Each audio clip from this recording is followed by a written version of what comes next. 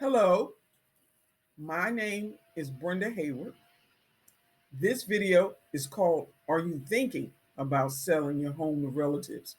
Some of the areas I will cover are gifts to a relative, irrevocable trust, doing a joint ownership.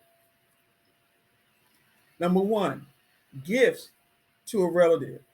Have you thought about giving your home as a gift to one of your relatives? Why has this crossed your mind?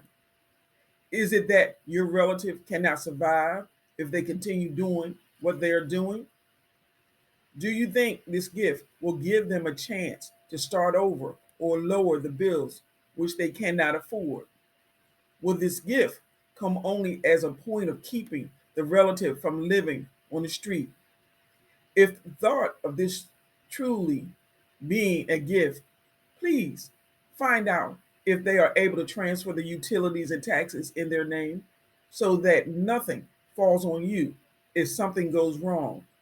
Remember, if there is a loan on the property, they must get a loan or you must pay it off before the transfer can be completed.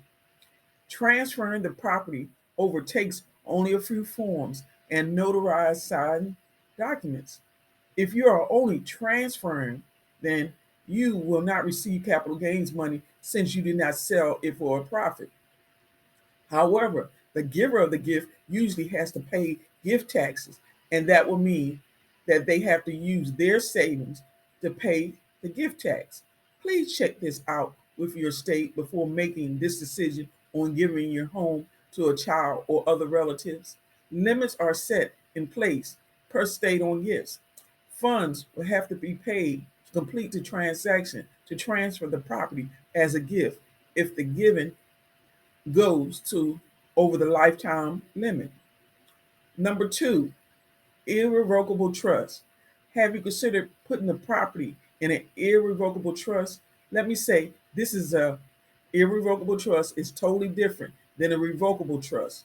An irrevocable trust cannot be changed what is created.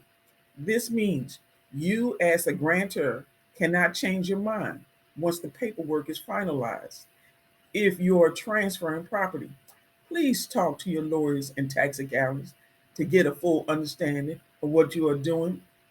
These items in an irrevocable trust are no longer under your control and no changes can be made by you. The trust can be created as a legal entity which is set up with rules.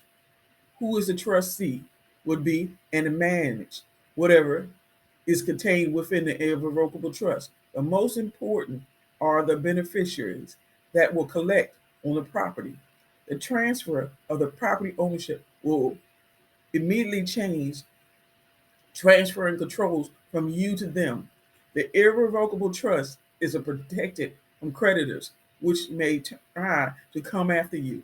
The house becomes exempt from estate taxes, and since the property is no longer in your name, the house cannot become part of your estate when passed on. Again, please talk to an estate planning attorney before you finalize your decision because you will have a yearly cost with this decision you may have not considered.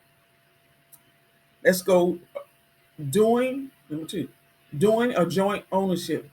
Have you thought about adding a child or a relative to the deed as a joint owner? Let us say you decide to add your children or relative to the home's deed as a separate property owner. When your time is up, the survivors will inherit your share equally. One of the little things to remember when they become the partial owner is that it is now looked upon as a gift, is the subject to the inheritance gift tax. Remember, the giver of the gift usually has to pay gift tax, and that will mean you have to use their savings to pay gift tax. However, the person who received the gift, the recipient, inherits the cost of the person who moved on after then the slate being wiped clean. The joint owners will have to pay capital gains based on original purchase price. Remember, with joint owners, you no longer have total control of the property. Your child or relatives can use the property how they like, and you will not be able to say no to their decisions because they equally own the property. This is definitely a lot to think about. If you added more than one person, they can vote to sell the house. The only problem they will have if one of the joint owners is incapacitated, which makes it hard for the other joint owners to sell. It comes back to maybe it is easier to just leave the property in a will rather than worrying about the problems that could arise at any time in the future while you are still living. Just to let you know that joint owner and co-owner means both individuals have the same access to the account or property. As an individual, you must likely research this position for someone who has financial obligation, such as family member. Be careful who you pick. Even family members make mistakes when it comes to paying over a period of time. Let me say, my mother put a house in my brother's name without telling him. When he found out, he took out a loan against the property. She was there, sick in the house when they came to repossess. She took her savings to stop the repo of the property. Please think through whatever decision you may make. Just a little about me. I'm a person who enjoys food. However, cherry cheesecake is one of my favorite foods. I have to let you know I am not a real estate agent, accountant, or lawyer. Please let me know if you like this video by clicking a thumbs up, subscribing, or leaving comments below. Some of the areas I will cover are selling to a relative, give a house as a gift. Number 4, selling to a relative. Have you thought about selling your home to your child or relative? If you thought about outright selling your property to your child or relative, you have a few options, and one is selling the property at a below market price or market price. This will give you an opportunity to walk away with some money in your pocket, the ability to get another property through full market price or through seller financing, which means maybe years before the house is paid off and you still own the property until the loan on the property is paid off.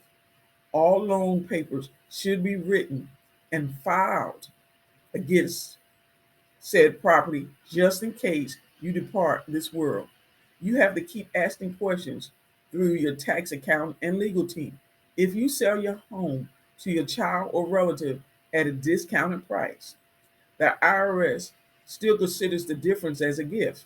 For example, if you own property worth $200,000 and you sold it to your child or relative at $100,000, the IRS sees the discount as a taxable gift. You, as a previous owner, have to pay the gift tax. Please research and check before making a decision. If you forgive the debt while you are still alive or after the crossover, it still becomes a taxable gift. However, if the child or relative defaults on the payments, no one is there to make you foreclose on them. No one says you have to record the lien against the property. However, you need to sign a note proving the loan's existence.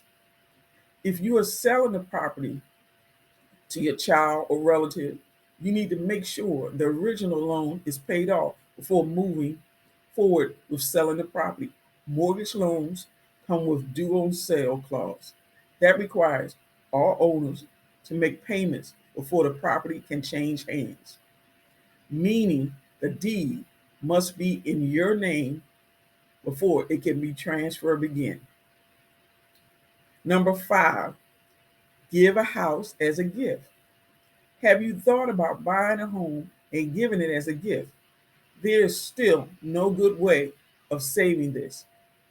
However, please also think this through and ask your legal and tax accountant which is best, buying the house or giving them the money. The answer may be split by, however, just give them the money and let them pay for the additional closing costs on the home by just writing a check or leaving the funds in your will. So the main thing to think about is, do you want to sell or do you want to make a gift of the property to your family members? When you decide, please move forward and complete the transaction that will make you happy.